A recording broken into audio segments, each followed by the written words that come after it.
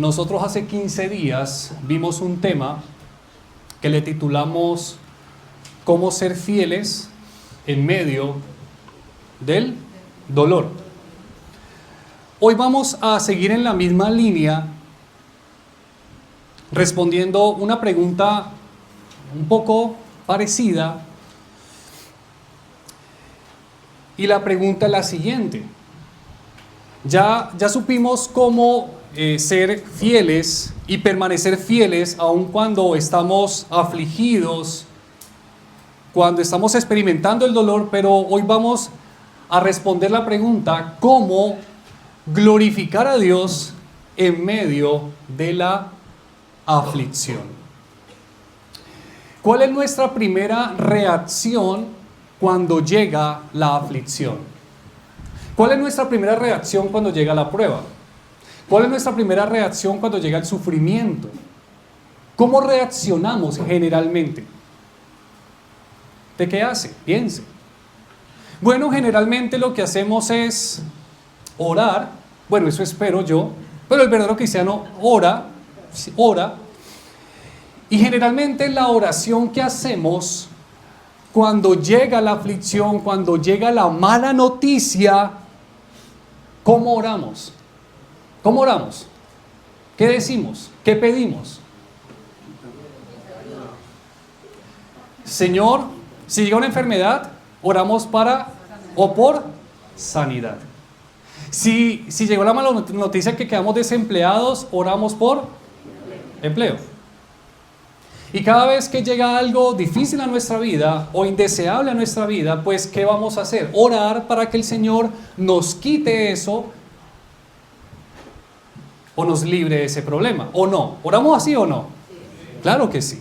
Esa es como la reacción natural o general o más normal de nosotros como cristianos cuando llegan las aflicciones. Pero vamos a ver un ejemplo que seguimos tomando como ejemplo a nuestro Señor. ¿Qué mayor ejemplo que Él? ¿Qué hizo Él cuando Él sabía que se iba a enfrentar a su mayor aflicción, a su mayor desierto, a su mayor prueba, a su mayor sufrimiento? Juan capítulo 12, versículo 27 y 28. Juan capítulo 12, versículo 27 y 28. Leo la Nueva Biblia de las Américas.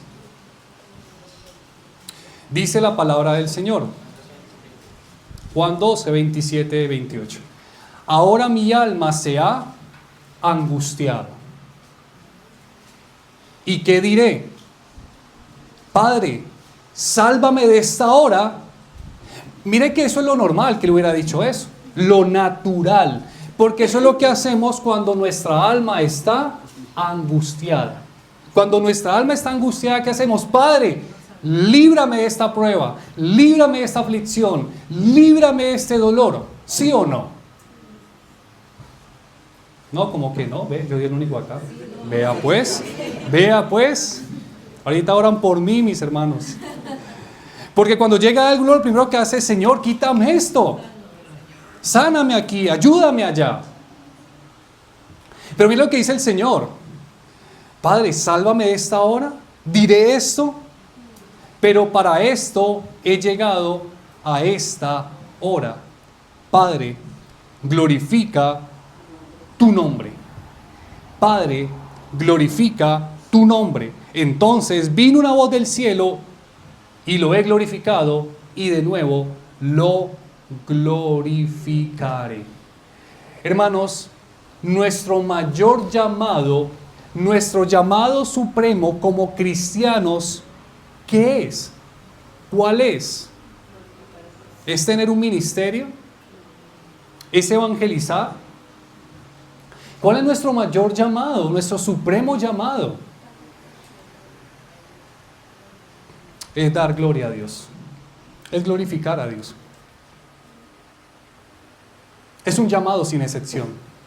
Desde el pastor hasta la oveja más sencilla de la iglesia tiene ese mismo llamado, glorificar el nombre de Dios. Ahora, ¿qué significa glorificar a Dios? Porque eso puede sonar una palabra muy común, pero que a veces se nos pierde el significado. ¿Qué es glorificar a Dios?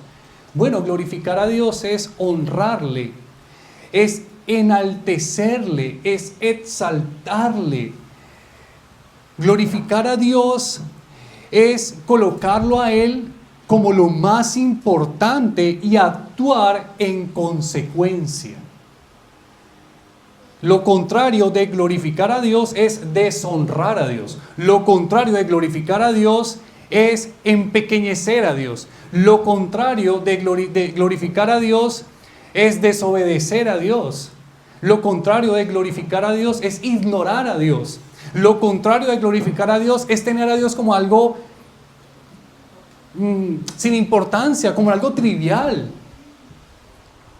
Estamos llamados a glorificar el nombre de Dios, pero muchas veces ocurre que le damos gloria a Dios cuando nuestra vida está en términos muy cómodos. Cuando toda nuestra vida está bien, muy fácil le damos gloria a Dios. Cuando toda nuestra vida está bien, pues entonces alabamos al Señor, le damos gracias a Dios y tratamos de exaltarlo, ¿no? Pero mis hermanos, nosotros también estamos llamados a glorificar a Dios aún en medio de las más duras pruebas y de más recio sufrimiento. Ahí, en esos momentos de dolor, ahí en esos momentos de angustia, ahí en esos momentos de aflicción, también estamos llamados a honrar a Dios. Porque Dios es grande cuando estamos felices, pero también es grande cuando estamos tristes. Porque Dios es bueno cuando estamos llorando y también es bueno cuando estamos riendo. Porque Dios es fiel cuando hay y es fiel cuando no hay. Es el mismo Dios, así tus circunstancias sean diferentes. Y en tus circunstancias, sean buenas y sean malas, estás llamado a glorificar el nombre de Dios.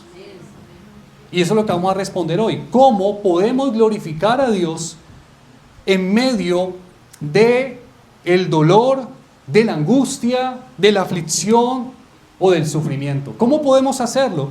Porque ustedes saben, mis hermanos, que generalmente cuando llegan esas malas noticias, lo último que queremos hacer es darle gracias a Dios. Lo último que queremos hacer es cantarle al Señor. Eso es lo último que queremos hacer. Hasta muchas veces terminamos enojándonos con Dios. Pero entonces, lo primero o la primera forma en que podemos glorificar a Dios en medio de la aflicción o del sufrimiento es obedeciéndolo, aunque Él no obre conforme a nuestros deseos. Ojo pues, ¿cómo podemos glorificar a Dios? Bueno, obedeciéndolo a pesar de que Él no obre conforme a tus deseos. Señor, dame esto, y te pido esto, y te pido aquello, o quítame esto, o quítame este dolor, o quítame esta persona que me hace daño, o dame este trabajo, o quítame esta enfermedad. No pasa nada. ¿Qué vas a hacer? ¿Tú qué haces cuando no pasa nada? Aparentemente. ¿Tú qué haces cuando le pides al Señor por esa enfermedad y no te la quita? ¿Tú qué haces cuando le pides al Señor que te dé ese empleo y no te lo da? ¿Tú qué haces cuando le pides al Señor que te ayude con algo y aparentemente no te ayuda? Y las circunstancias, en vez de mejorar, empeoran. ¿Tú qué haces cuando le estás pidiendo al Señor por ese esposo, esa esposa y no llega? ¿Tú qué haces cuando le estás pidiendo al Señor que te dé ese hijo, esa hija y tampoco llega? ¿Tú qué haces? Empiezas a entrar en un proceso de amargura y de resentimiento muy solapado ante Dios. Y ¿saben qué es un resentimiento solapado ante Dios? El resentimiento abierto es cuestionarle, ¿pero por qué? ¿Pero por qué? ¿Pero por qué, Señor? El resentimiento solapado es falta de gozo. Eso es resentimiento solapado. Cuando tú pierdes el gozo por las cosas que Dios no te da, cuando tú se las estás pidiendo, tú te estás resintiendo solapadamente ante Dios. ¿Sabes por qué? Porque tú estás diciendo, Dios, tú no eres mi fuente de gozo. Mi fuente de gozo es lo que te estoy pidiendo. Y si no la tengo, pues no puedo tener gozo. ¿Sí la están cogiendo? Cuando nuestro gozo depende de las circunstancias, entonces Dios no es nuestro gozo. Y Dios no es nuestro Dios, sino el Dios de mis circunstancias. Yo soy mi Dios. Porque yo necesito, para estar bien, necesito que todo esté bien. Para yo estar bien, para yo estar alegre y gozoso, necesito que todo en mi vida marche bien y que todo Dios me lo dé. Y si no me lo da, entonces pierdo el gozo y de esa manera me estoy resintiendo contra Dios. Pero glorificamos a Dios cuando seguimos obedeciéndole a pesar de que Él no responde a nuestras muchas peticiones, a nuestros muchos deseos. ¿Alguien aquí desea algo? ¿Alguien aquí quiere algo? En estos momentos usted en realidad le está pidiendo algo al Señor. ¿Usted tiene algún anhelo en estos momentos en su vida? ¿Se le está pidiendo al Señor? Y tal vez, a pesar de que ha orado mucho, nada que llega. ¿Sí lo está viviendo o no? ¿Está en ese momento de su vida que usted le ha pedido por mucho tiempo que pase algo y no ocurre? Creo que varios aquí estamos así. Yo me incluyo en esa lista. Uno ha pedido y ha pedido y ha pedido. Por ejemplo, piensa en un familiar, un ser querido, que usted ha orado por esa persona tantos años por la conversión de ese papá, de esa mamá, de ese hijo, aún de ese cónyuge, y se vuelve peor. Y usted se amarga la vida y hasta termina enojándose con Dios. O ya pierde su gozo. Fue un cristiano amargado, un cristiano lleno de una actitud pesimista. Pero mire que en este aspecto glorificamos a Dios cuando, a pesar de que Él no nos da lo que le estamos pidiendo, aún le seguimos obedeciendo. Mire lo que ocurrió en Daniel capítulo 3. Daniel capítulo 3, versículo 16 y 18. Profeta Daniel, capítulo 3, versículo 16 al 18, y seguramente usted ya ha leído esta historia, es muy conocida. Por lo tanto, no voy a leer todo el contexto por temas de tiempo. Si usted no lo ha leído, yo le invito a que en su casa lo lea del versículo 1. Recuerden, cuando a Nabucodonosor se le ocurrió erigir o levantar una estatua, ¿se acuerdan? Y emitió un decreto donde decía: todos, al sonido de los instrumentos, se van a tener que postrar ante la estatua. Y el que no lo haga, pues entonces será echado al horno de fuego. En ese contexto.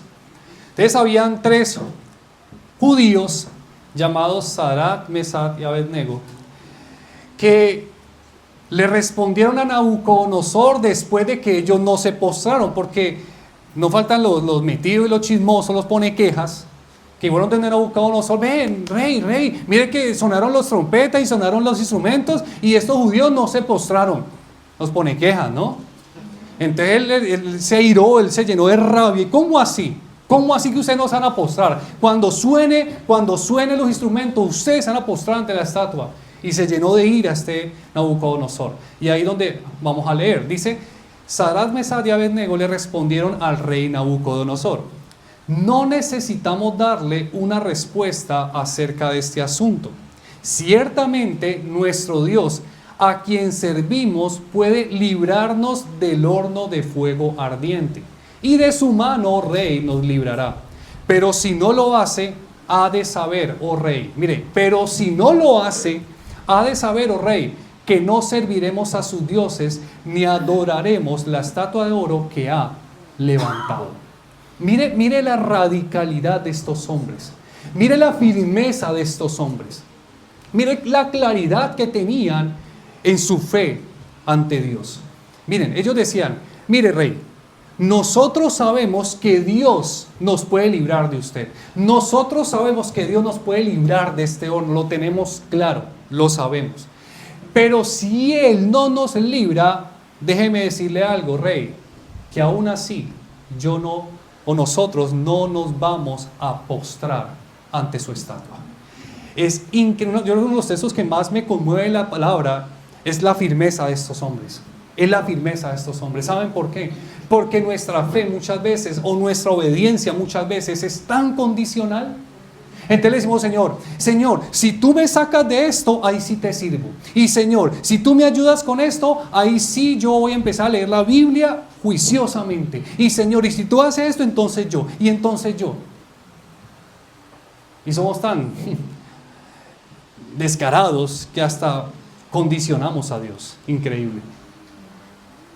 Mis hermanos, la obediencia sincera no condiciona a Dios. La obediencia genuina no condiciona a Dios. La persona obediente que glorifica a Dios es la que sabe que Dios puede darle lo que le está pidiendo, pero que aunque no se lo dé, lo seguirá obedeciendo.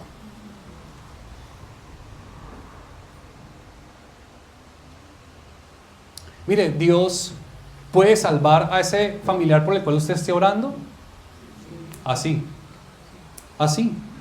Sin que nadie le predique si quiere, así lo salva. Le cambia el corazón. Dios puede darte un buen esposo, una buena esposa. Así. Dios puede darte esos hijos que tanto anhelas. Te los da. Dios puede darte un buen empleo. Súper fácil para Él. Dios te puede dar todo lo que tú le pidas conforme, obviamente, a su palabra y voluntad. Él te lo puede dar perfectamente. La pregunta no es, Señor, ¿tú puedes? Sino, Señor, ¿tú quieres? Esa es la pregunta. De poder Él puede, Él es todopoderoso. La cuestión es, Señor, ¿tú quieres? ¿Y si Él no quiere?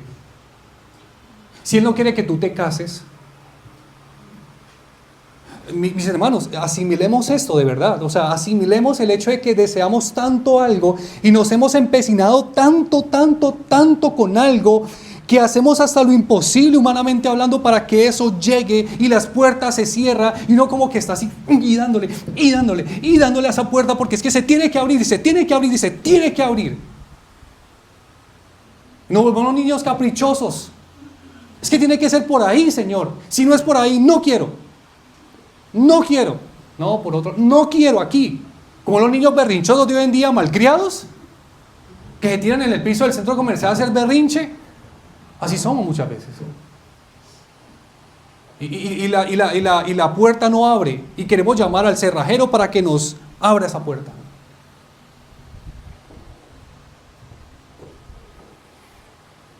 ¿Y si Dios no quiere que esa puerta se abra? Mis hermanos, yo no sé si ustedes han tomado el tiempo para pensar qué ocurre conmigo o qué ocurre con mi fe si lo que yo tanto le estoy pidiendo el Señor no me lo da.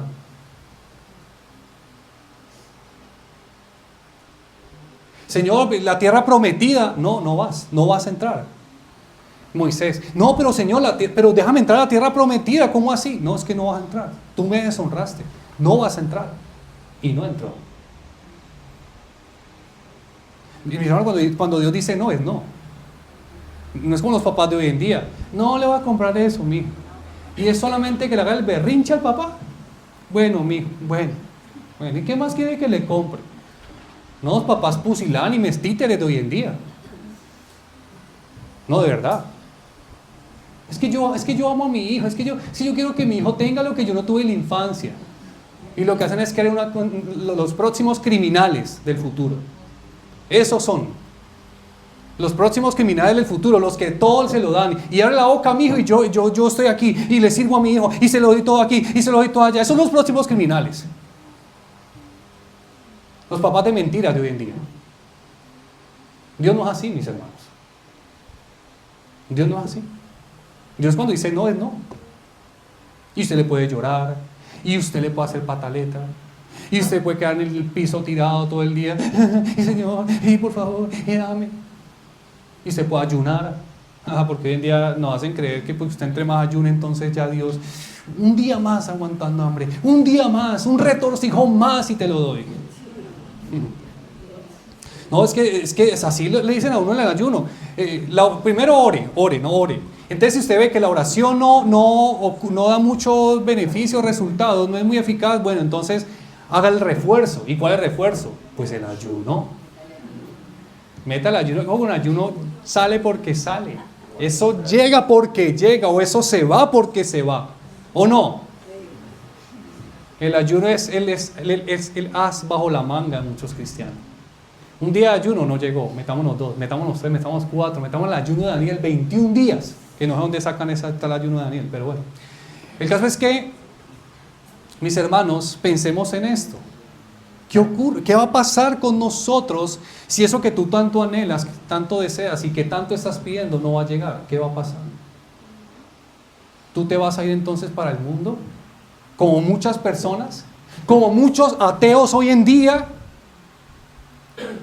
que en realidad no son ateos sino resentidos con Dios, que dicen que Dios no existe porque es que Él no me respondió y no me dio lo que yo tanto le estaba pidiendo, entonces como no me lo dio, Dios no existe. Eso es mentira.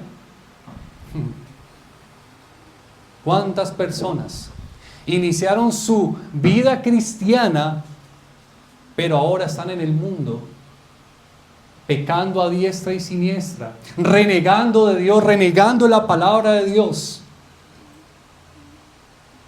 Porque un día le pidieron algo a Él y Dios nunca se lo dio. ¿Qué va a pasar con nosotros? Dios puede, Dios puede. Dios quiere, yo no sé. Yo no sé. Por eso, mis hermanos,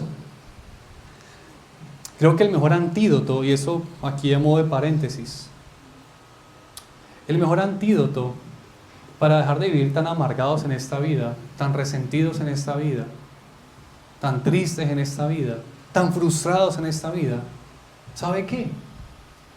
Haga de Dios su mayor anhelo. Haga de Dios su mayor deseo. Haga de Dios su mayor tesoro. Desea a Dios por encima de todo. Porque cuando todo falte y tenga a Dios, usted va a mantener con su gozo intacto. Por eso ese texto que cantábamos ahora, ese texto es mi meta. Es mi meta. Quiero llegar allá y decir: ¿a quién tengo yo en los cielos sino a ti? Y fuera de ti, nada deseo en esta tierra. Esa debe ser nuestra meta, mis hermanos. Entonces, ¿por qué sufrimos? ¿Saben por qué sufrimos? Porque deseamos. Y sufrimos porque lo que deseamos no llega. Esa es la causa de nuestro sufrimiento. Esa es la causa de nuestro sufrimiento. Póngase a pensar y verás. Filosofía sencilla, pura filosofía sencilla. Usted sufre porque usted desea. Y porque lo que usted desea no llega. Por eso usted sufre. Pero si usted no tiene deseos, adivine qué. Pues no va a sufrir. Porque no va a estar esperando algo pues que no desea y que le da lo mismo si llega o no llega. Que su única meta en esta vida sea desear a Dios. Porque a Dios usted siempre lo va a tener. Siempre lo va a tener. Siempre es siempre. Por eso, mis hermanos, una de las formas de glorificar a Dios en medio del sufrimiento es manteniendo firmes, obedeciéndolo a Él, aunque no me dé lo que yo le estoy pidiendo. Aunque mi familiar no se convierta, aunque mi cónyuge no cambie, aunque no tenga trabajo, aunque tenga escasez financiera, aunque siga enfermo, aunque los resultados salgan mal, si yo sigo firme, estoy glorificando al Señor. Si yo le sigo obedeciendo, estoy glorificando al Señor. Porque mi fe no va a ser una fe circunstancial. Mi fe es una fe que está firme sobre la roca que es Cristo. El segundo punto, para saber cómo glorificar al Señor en medio de la aflicción, es alabando al Señor en medio del desierto. Alabando al Señor en medio del desierto.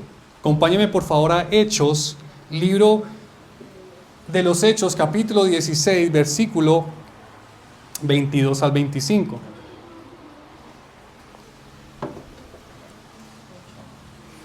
Hechos 16, 22 al 25, y seguramente también esta historia se la sabe, por eso la voy a cortar un poco.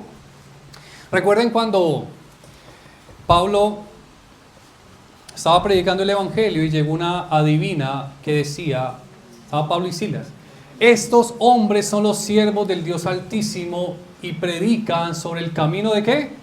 De la salvación. Y esta mujer adivina ya tenía cansado a Pablo, y Pablo la libertó de ese demonio de adivinación.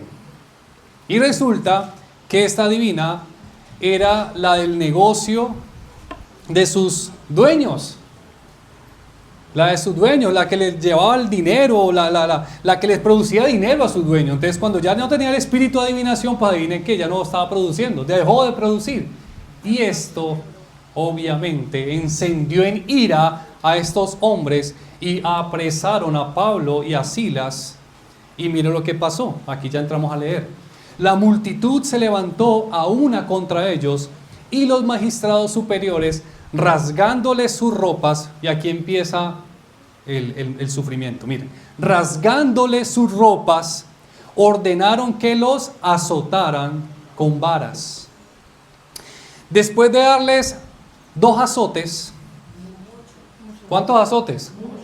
Después de darles muchos azotes, los echaron en la cárcel, ordenando al carcelero que los guardara con seguridad, el cual, habiendo recibido esa orden, los echó en el calabozo interior, o sea, de más atrás, y les aseguró los pies, ¿dónde? ¿Ustedes saben qué es el cepo? ¿Saben qué es un cepo? Bueno, los que no saben qué es un cepo, ahorita buscan lo que es un cepo. Sí.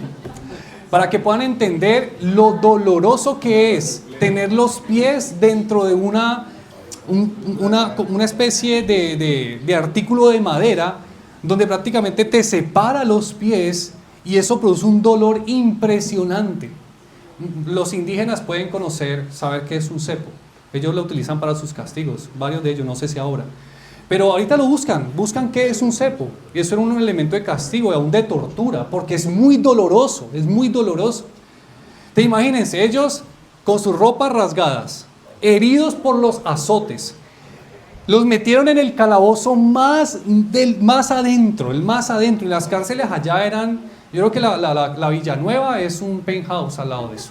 Allá las cárceles eran muy, pero muy feas, muy feas. Entonces, los metieron allá, dice, el cual habiendo recibido esa orden, lo echó en el calabozo interior y les aseguró los pies en el cepo. Como a medianoche, Pablo y Silas lamentaban, se quejaban y renegaban. ¿Qué hizo Pablo y Silas? Miren, mis hermanos, esto es increíble. A mí esto me parece increíble. Porque es que ellos no solamente tuvieron que soportar el dolor, no solamente tuvieron que soportar la privación de su libertad, sino también la rabia que da que cometan sobre uno un acto de injusticia. ¿Sobre usted en algún momento han hecho injusticia? ¿Sí o no? ¿Los han calumniado por algo que es mentira? ¿Les ha dado rabia o no? Da mucha rabia. Da mucha rabia. Y estos hombres tuvieron que también cargar con el acto de injusticia que hicieron sobre ellos. Pero impresionantemente, en medio de estar encarcelados, de estar adoloridos, que no eran cualquier clase de azotes, ¿cómo es posible que estos hombres que oraban y cantaban himnos a Dios? ¿Cómo es posible eso? Yo canto cuando mi nevera está llena y tiene arroz con leche. Sí, yo canto cuando yo abro la alacena y tengo que asegurarme que no se me caigan las cosas de lo lleno que está. Yo canto y alabo al Señor cuando yo miro la aplicación del banco, que no voy a decir para no darle publicidad, pero que todos se llaman Nequi, y usted abre la aplicación y usted tiene ahí unos buenos recursos, ¿no? Dicen otros, pues unos buenos chavos. ¿Hay aquí chavos? Bueno, alabemos al Señor. Y yo canto cuando yo he ido al médico y me hago el examen general y tengo bien el colesterol y tengo bien el azúcar y tengo bien los triglicéridos y alabo al Señor porque estoy sano y muchos años de vida tengo por delante.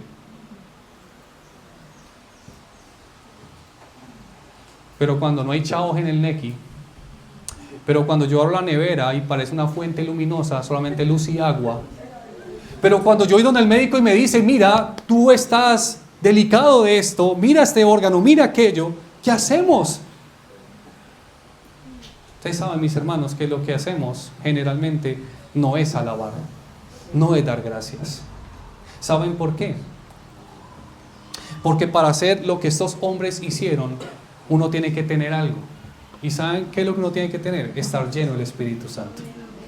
Miren, mis hermanos, esto no es natural. Una reacción así no es natural. Es que ¿cómo va a ser natural uno después de todo lo que le hicieron a estos hombres? Es que cantar himnos. Eso no es natural. Y pasó con el mismo Señor Jesucristo. Ahí en la última cena, ya o pocos minutos antes de que lo apresaran y empezara el calvario que él iba a vivir, dice el texto que ellos también cantaron himnos antes de ir al Getsemaní. Cantaron himnos. El Señor cantó himnos de alabanza. Si usted ve los salmos del 113 al 118, son salmos de alabanza. Y él alabó al Señor en medio de esa angustia que tenía por lo que iba a vivir. Mis hermanos, Dios es glorificado cuando lo alabamos en medio del dolor. Dios es glorificado cuando lo bendecimos en medio de la escasez, de la angustia, de las privaciones, de las malas noticias. Job empezó muy bien cuando él al inicio dijo: el Señor dio y el Señor quitó. Y luego ¿qué dijo? Sea el nombre del Señor bendito. Esa es la actitud que hemos de tener si queremos glorificar a Dios en medio de esas situaciones que son muy lamentables para nosotros. Pero alaba al Señor y dale gracias al Señor, aunque esos exámenes salieron mal. Dale gracias. Pero antes de hacer eso, porque tal vez no lo puedas hacer en tus fuerzas, dile: Señor, lléname de tu espíritu. Lléname de tu espíritu. Y cuando usted esté lleno del Espíritu, de una manera irracional, porque es que no es racional que usted dé gracias y que usted le cante a un Dios que no le está respondiendo conforme a como usted quiere. Eso es irracional. Porque necesitamos la llenura del Espíritu para alabar al Señor en medio del dolor. Y la tercera forma de glorificar a Dios en medio de nuestra aflicción es esperando al Señor aunque parezca que se está tardando. Esperando al Señor aunque parezca que se está tardando. ¿Qué significa esperar a Dios? Bueno, esperar al Señor es tener confianza en Él. Y ojo con lo que va a decir. No de que va a obrar, no, sino de que está obrando. De que está obrando para mi bien y para su gloria. Eso es esperar al Señor. Es confiar en Él, de que Él, yo sé que más adelante Dios obrará. No, de que ya está obrando para mi bien y para su gloria. Y esperar en el Señor es tener la esperanza de que la luz siempre aparecerá, aunque la noche sea demasiado oscura. Eso es esperar en el Señor. Es aguardar en Él la esperanza de que la luz llega porque llega, aunque la noche sea demasiado oscura. Y yo creería que no dicen mucho amén porque están ahí anotando, los veo anotando y están escribiendo y está bien. Pero hay verdades que definitivamente necesitan un gran amén. Un gran amén. Si quiero, yo les comparto el bosquejo. Pero mis hermanos, eso es esperar en el Señor. Es aguardar la esperanza de que la luz siempre va a volver a alumbrar. Aunque la noche creamos que sea muy, muy larga, como cuando esas noches que uno no tiene sueño y que uno da vueltas y vueltas en la cama y que esa noche se le hace eterna a uno y que uno ve la hora 1 de la mañana y luego uno da como 10 vueltas más y ahí piensa y piensa, uno a la hora y 12:30 y en vez de como que avanzar retrocede el tiempo, pero es que ¿cuándo va a amanecer? Y el pajarito que más madruga, que da sus primeros silbidos como a las 3:30 de la mañana, eso se demora para que trine. Y así muchas veces pasa con las noches oscuras de nuestra vida. Cosas que uno dice, pero ¿hasta cuándo, Señor? ¿Hasta cuándo tendré que soportar eso?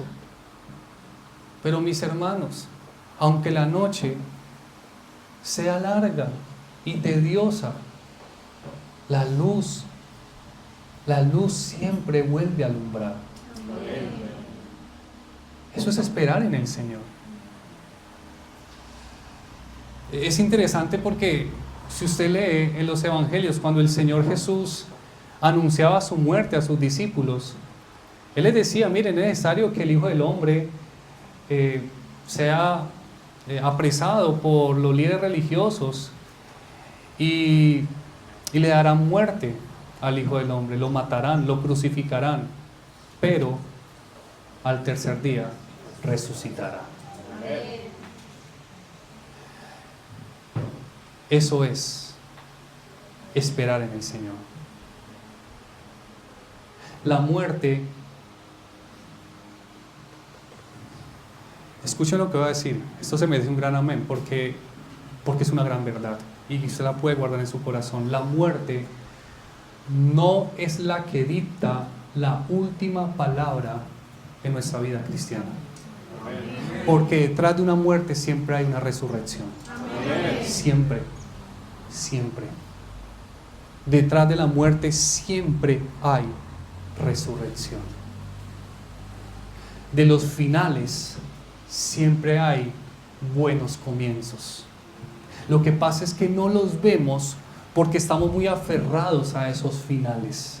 Pero si usted aprende a soltar más fácil los finales y a abrazar los nuevos comienzos, usted se va a dar cuenta que la noche se estaba haciendo larga porque usted no había abierto esas cortinas oscuras y el día hace rato ya había amanecido.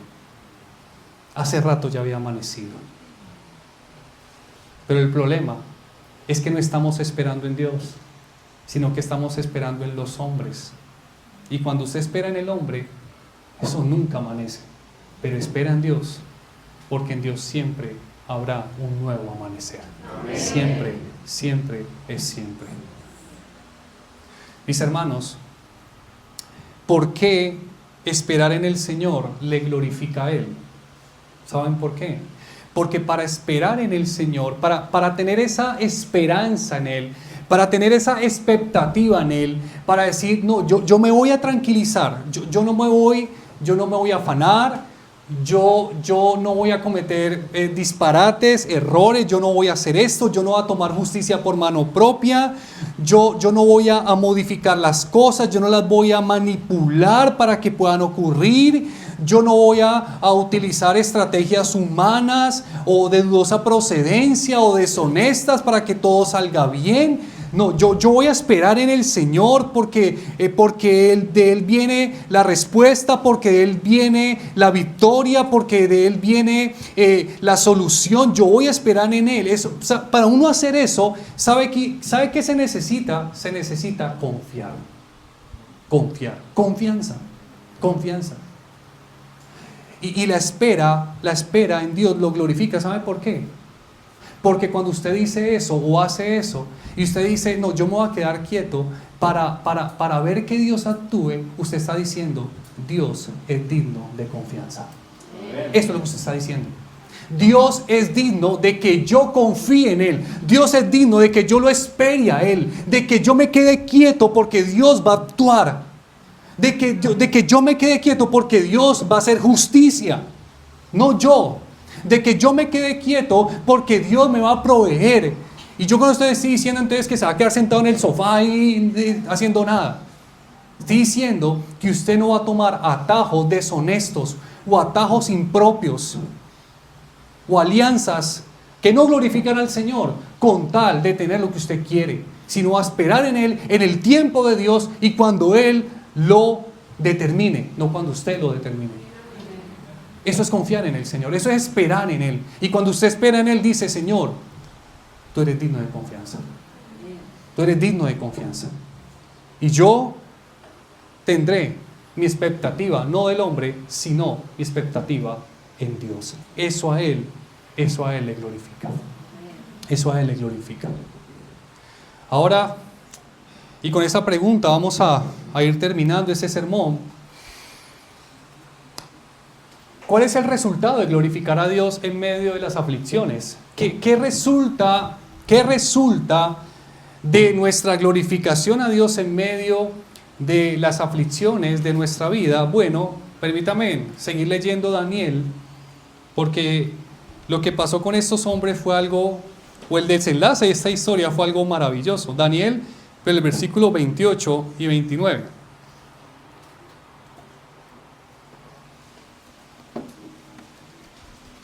Dice: entonces Nabucodonosor dijo, les contextualizo, ellos al final fueron lanzados al horno. Ellos, miren que ellos sabían que Dios los podía librar, pero Dios los libró. Aparentemente no. Aparentemente Dios no los libró, porque Dios hubiera hecho algo para evitar que ellos fueran lanzados al horno, pero fueron lanzados al horno. Y yo creo que ustedes tengan en cuenta eso, mis hermanos.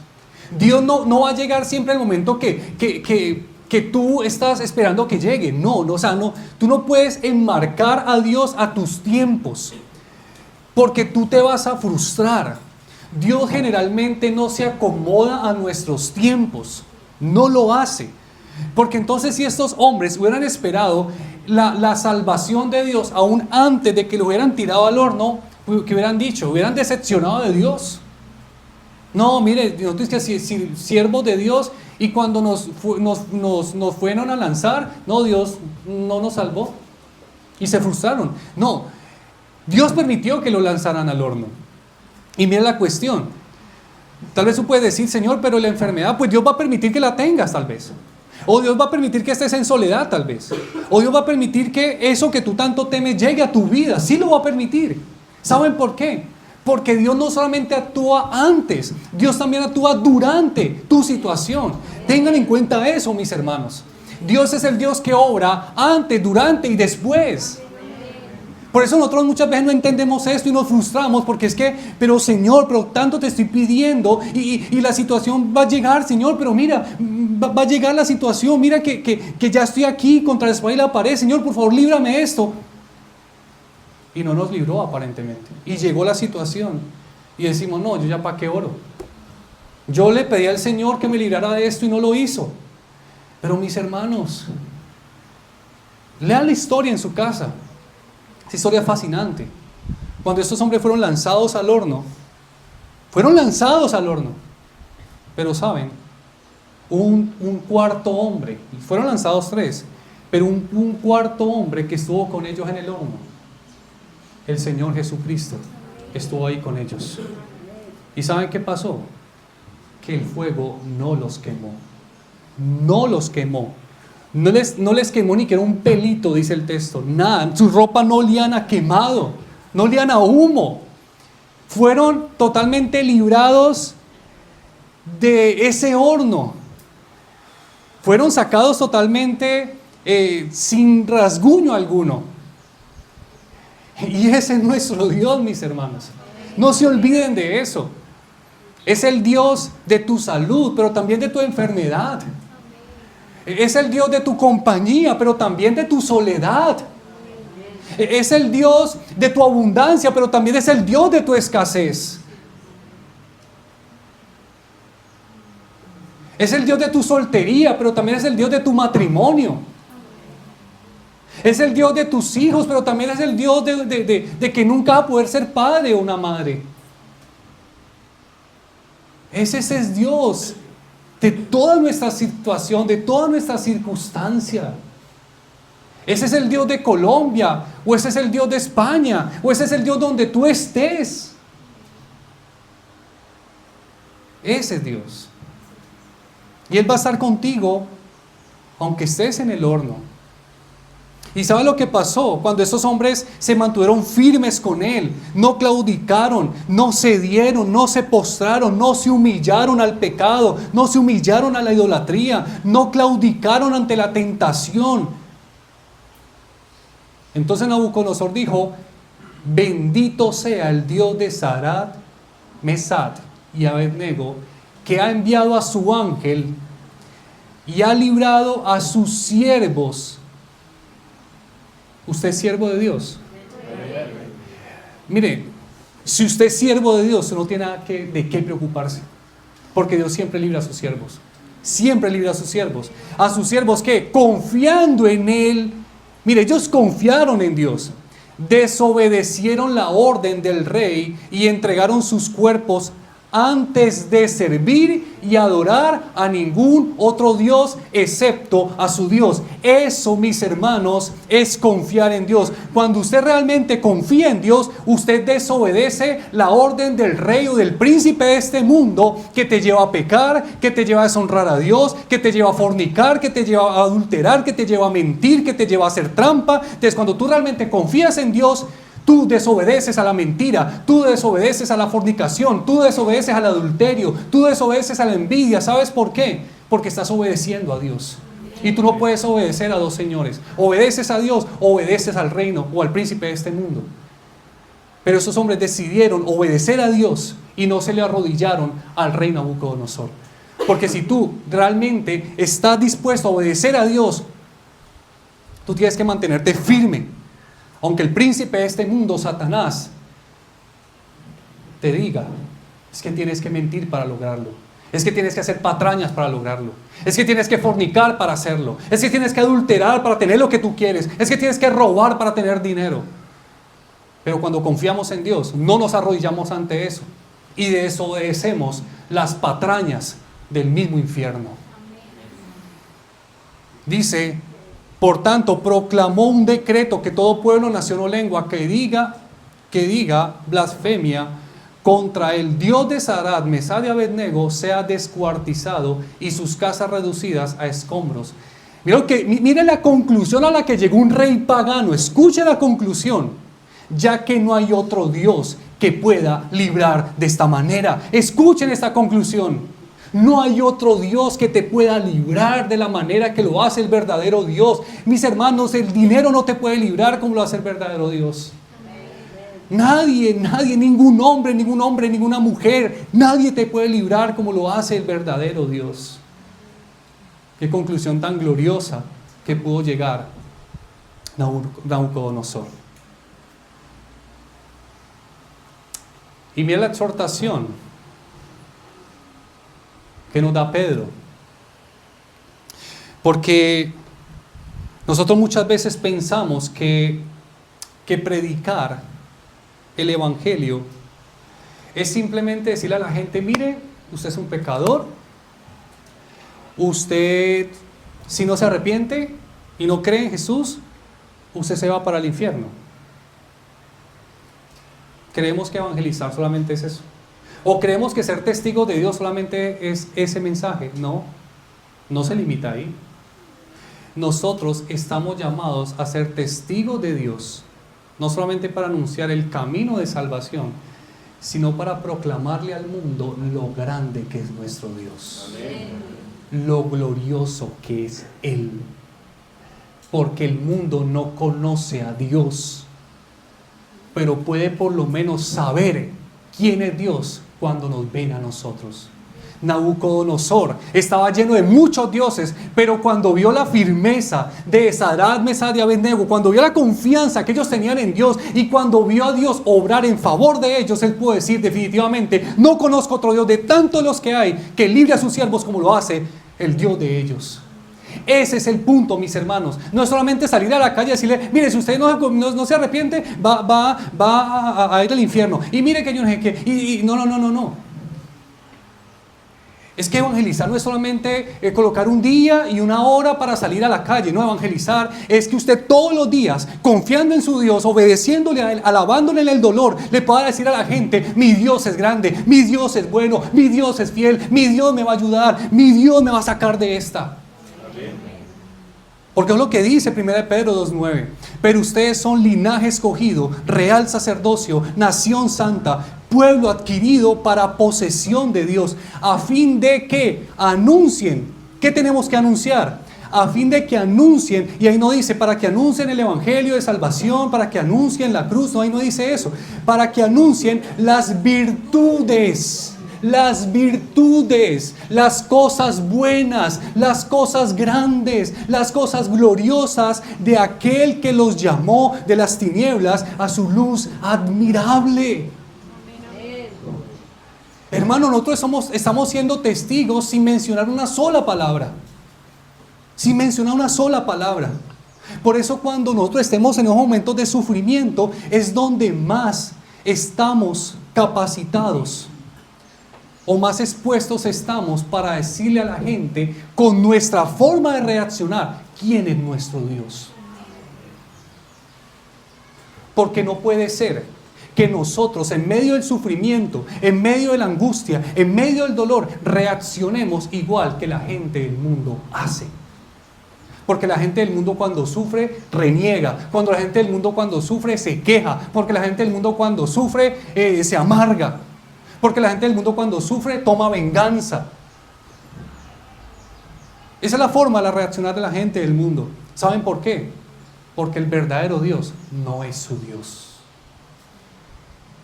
Porque la gente del mundo cuando sufre peca más, se emborracha más, fornica más, adultera más y se envuelve más y más y más en el pecado, buscando en el pecado, en el placer o en otras personas consuelo.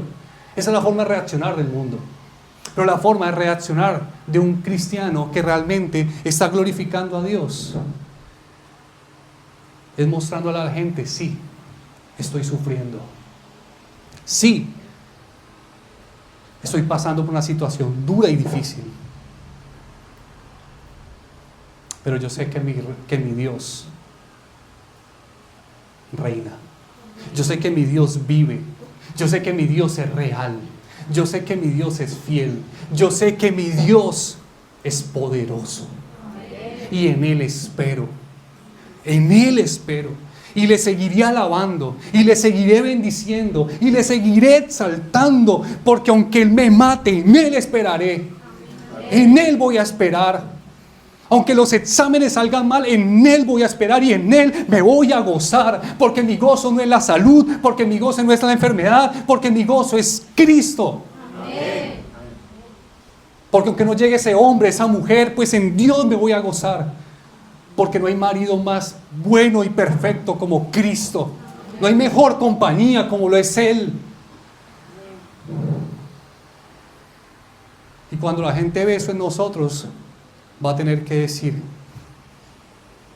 tu Dios, como lo dijo Nabucodonosor, es un Dios grande, es un Dios glorioso, es un Dios majestuoso. Porque tú, en vez de andarte quejando, porque tú, en vez de estar amargado o amargada en esta vida, quejándote todo el tiempo, poniéndole quejas a todo el mundo, haciéndote la víctima ante todo el mundo, que hablas, que pobrecito yo, que mira esto, y la gente del mundo: pero entonces, ¿tú en qué tipo de Dios crees? Estamos deshonrando a Dios, mis hermanos.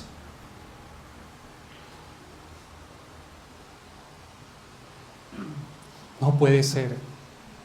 Es totalmente inaceptable que nosotros, siendo cristianos, busquemos consuelo en el mundo o en la gente del mundo. Es inaceptable, porque debería ser lo contrario.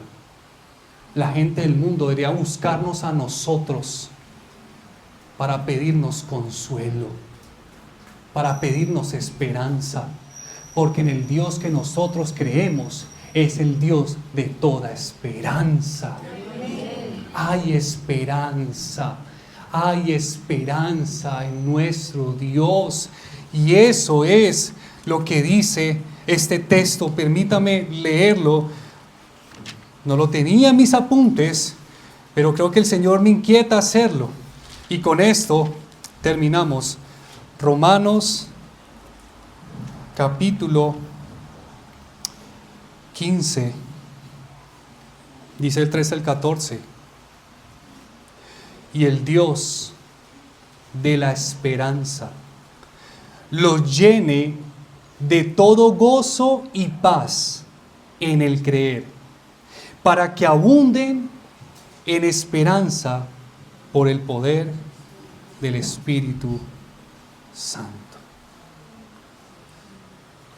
Le pido al Señor que hoy Él los llene de todo gozo y paz, aunque tal vez no hayas respuesta a tus peticiones, pero que hoy sea lleno de todo gozo y paz, porque tú hoy has entendido que tu Dios es el Dios de toda esperanza, es el Dios que sabe librar a sus siervos, es el Dios que los sabe guardar, es el Dios que les sabe proveer, es el Dios que les sabe dar lo que ellos más necesitan.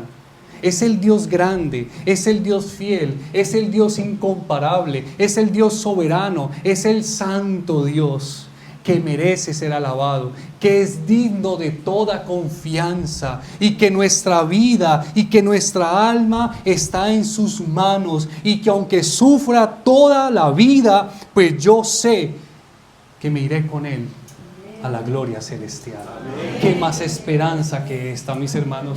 ¿Qué más esperanza de saber que el valle de sombras y de muerte y de lágrimas y de dolor se va a acabar, y que pronto, muy pronto, mi Señor vendrá por mí o me llevará donde Él, y estaré con Él por toda la eternidad? Glorifíquenlo, glorifíquenlo, glorifíquenlo, aunque lloren, glorifíquenlo aunque les falte, glorifíquenlo aunque estén enfermos, glorifíquenlo aunque estén a punto de morir, glorifíquenlo aunque no haya nada en la nevera, glorifíquenlo aunque no haya nada en la alacena, glorifíquenlo aunque no haya dinero en la cuenta, glorifíquenlo, glorifíquenlo, porque Él es mejor que la vida, es más grande que todo, y es digno de que nosotros le demos eterna alabanza, gloria y honra a su santo nombre.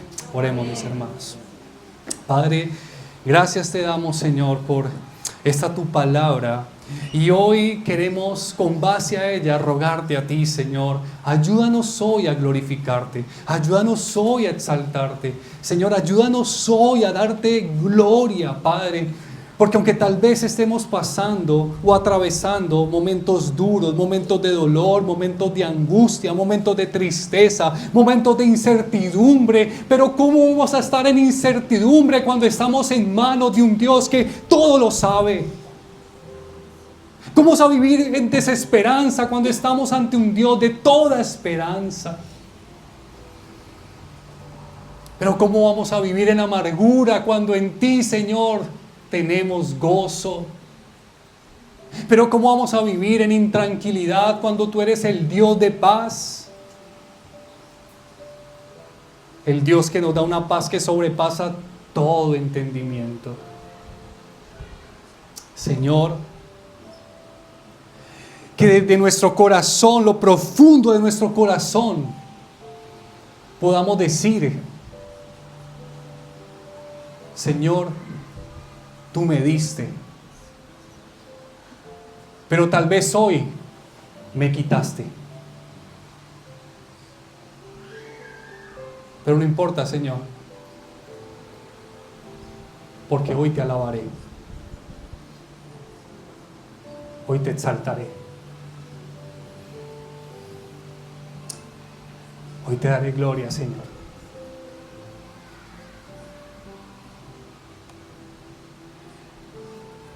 En medio de mi soledad te daré gloria.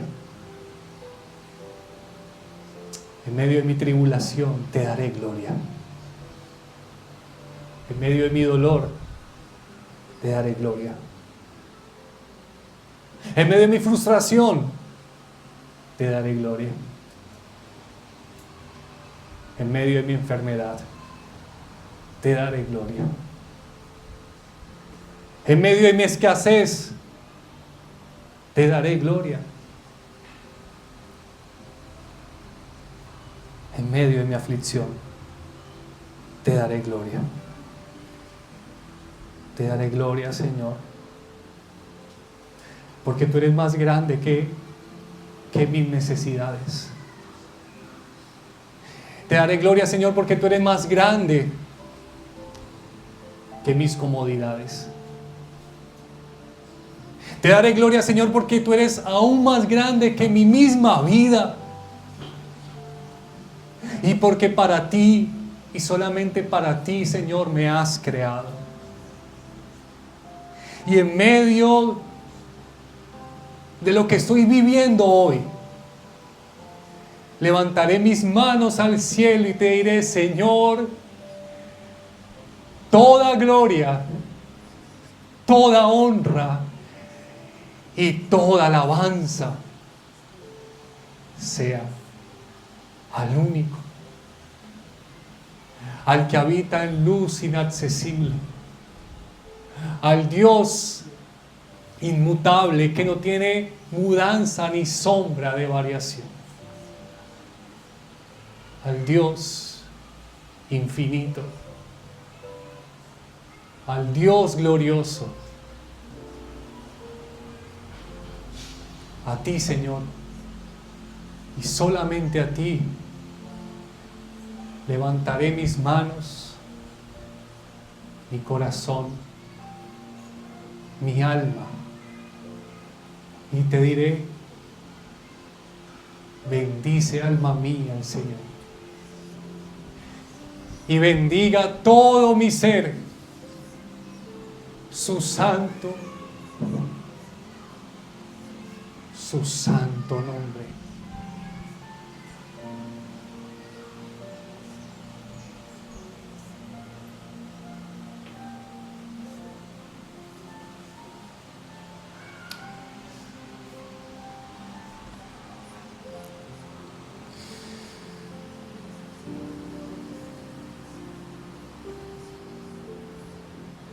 Amén.